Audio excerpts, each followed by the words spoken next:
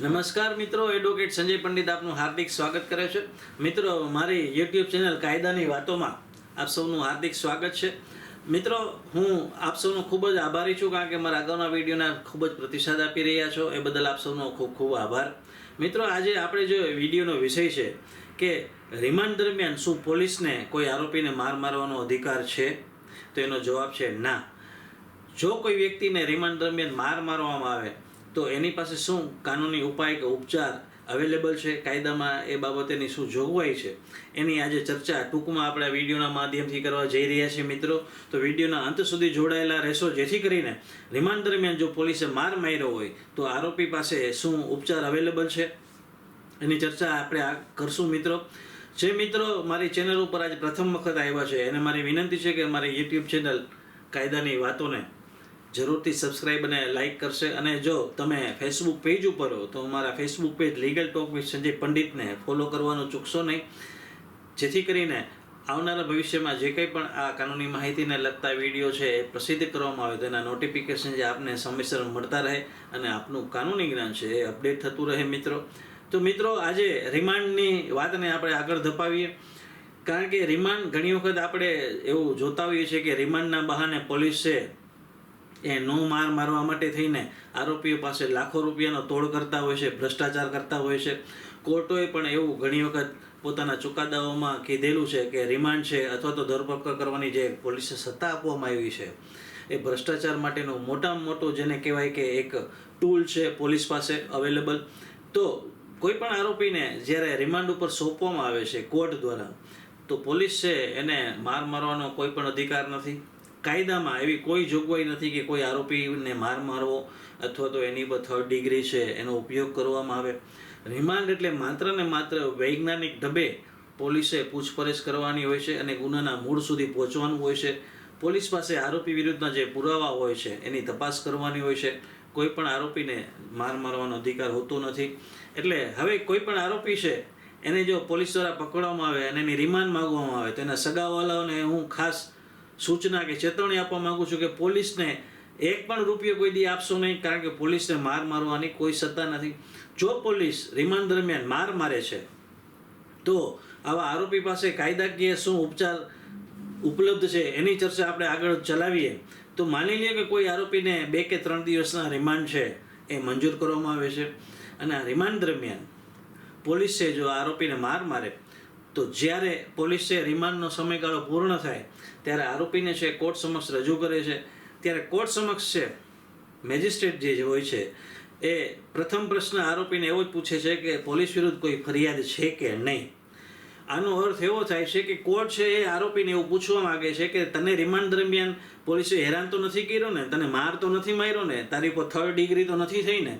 જો માર મારવામાં આવ્યો હોય, જો 3rd ડિગ્રી ઉપયોગ કરવામાં આવી હોય અને આરોપી છે એ મેજિસ્ટ્રેટને જ્યારે મેજિસ્ટ્રેટ એને સવાલ કરે કે પોલીસ વિરુદ્ધ કોઈ ફરિયાદ છે, જો આરોપી હા પાડે તો શું ફરિયાદ છે એની ફરિયાદની વિગત છે મેજિસ્ટ્રેટ નોંધે છે. અને જો એને માર મારવામાં આવ્યો હોય આરોપીને તો આરોપીએ તાત્કાલિક મેજિસ્ટ્રેટ રૂબરૂ પોતાની ફરિયાદ કરવી જોઈએ અને જે કંઈ પણ એને માર મારવામાં આવ્યો હોય એના નિશાન છે એને એના બતાવવા જોઈએ. અને આરોપીના જે વકીલ છે એને પૂરી તોરાએ આ આરોપી જે કંઈ પણ ફરિયાદ મેજિસ્ટ્રેટને લખાવે એને નોંધ કરાવવી જોઈએ અને એની શરીર સ્થિતિનું પંચનામું છે કોર્ટ રૂબરૂ કરાવવું જોઈએ, જેથી કરીને એને જે કંઈ ઈજાના નિશાનો જ્યારે દેખાતા હોય કોર્ટ રૂબરૂ એનું એક પંચનામું કરવા શરીર સ્થિતિનું કરાવવું જોઈએ.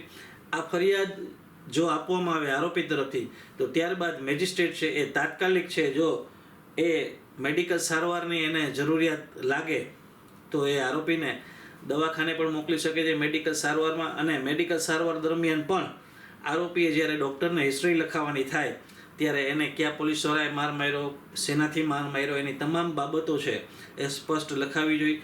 કોર્ટમાં પણ એને સ્પષ્ટ લખાવી જોઈએ. આ પ્રકારની જ્યારે ફરિયાદ થાય ત્યારે એની અલગથી ફરિયાદ છે એની ઇન્ક્વાયરી કરવામાં આવે છે મેજિસ્ટ્રેટ રૂબરૂ જ્યારે ફરિયાદ કરવામાં આવે છે ત્યારે. અને જ્યારે મેડિકલ સારવારના પેપર્સને જો આ ફરિયાદનું સમર્થન મળે તો આગળ જતા આ પોલીસ છે એ આરોપીને માર મારવા બદલ દોષિત ઠરે તો એ પોલીસ વિરુદ્ધ પણ કાનૂની કાર્યવાહી થાય છે અને આવા પોલીસને પણ કાયદા મુજબની સજા છે એ કરવામાં આવે છે. ઘણી વખત આપણે જોઈએ છીએ કે પોલીસની કસ્ટડીમાં માર એટલી હદે મારવામાં આવે છે કે આરોપી છે એ મૃત્યુ પણ પામે છે. તો આવા કિસ્સાઓમાં આપણે જોયું છે કે ઘણી વખત પોલીસને પણ સજા થઈ છે. હાલમાં જેવો કિસ્સો આપણે સંજય ભટ્ટનો જોયો, જે અગાઉ આઈપીએસ અધિકારી હતા, એને પણ આ જ પ્રકારના કેસમાં છે સજા થયેલી છે મિત્રો.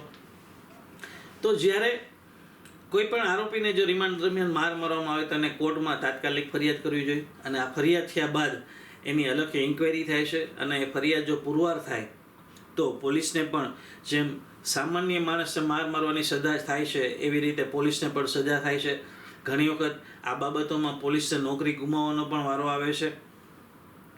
આ ફરિયાદ કોર્ટમાં દાખલ થયા બાદ એની સર્ટિફાઈડ કોપી એટલે કે ખરી નકલો કઢાવી અને ત્યારબાદ ડીજીપીને પણ અલગથી એની ફરિયાદ કરવી જોઈએ જે તે આરોપીએ કે જે તે ભોગ બનનારે, જેથી કરીને આ પ્રકારના જે પોલીસ અધિકારીઓ છે એના વિરુદ્ધ ખાતાકીય કે ડિપાર્ટમેન્ટલ ઇન્ક્વાયરીના પણ હુકમો થાય, અને એનું ઘણી વખત જેને કહેવાય કે નોકરી ગુમાવવાનો પણ વારો આવી શકે છે જો ગંભીર પ્રકારનો માર મારવામાં આવ્યો હોય તો મિત્રો, આ મેં એક ટૂંકી સમજ આપી કે રિમાન્ડ દરમિયાન છે એ પોલીસે માર મારવાનો કોઈ અધિકાર નથી.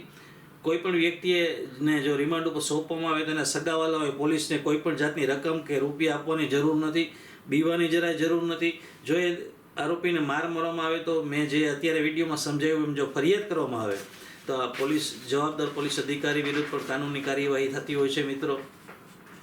હું આશા રાખું છું કે આ વિડીયો આપને પસંદ આવ્યો હશે, તમારા કાનૂની જ્ઞાનમાં વધારો કરશે. ફરી પાછો નજીકના ભવિષ્યમાં નવા કોઈ વિડીયો કે નવા કાનૂની ઇન્ફોર્મેશન સાથે આપની સમક્ષ રજૂ થઈશ. ત્યાં સુધી મને રજા આપશો. પોતાનું ખૂબ જ ધ્યાન રાખજો. Take care. જય હિન્દ.